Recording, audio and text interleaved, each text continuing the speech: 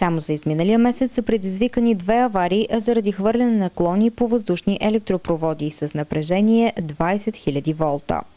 Ние сме уведомили на полицията и оттам нататък решихме да предприемем една информационна кампания във връзка с това, което е установено. Именно защото става въпрос така за една опасна детска игра, да го наричам. Именно хвърляне на даден клон от дървета върху проводници, така има възможност да се запали електрическа тъга, има опасност от сериозни инциденти.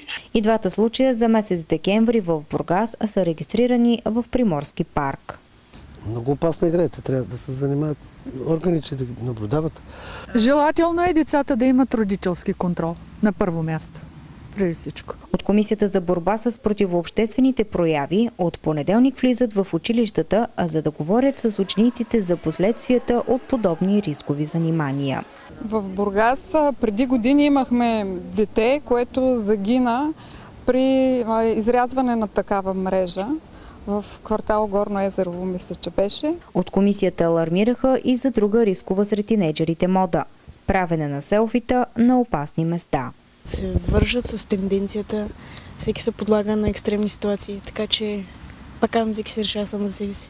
В София има загинало момиче от токов удар, точно от такова селфи. Специалистите съветват и самите родители да разговарят повече с децата си,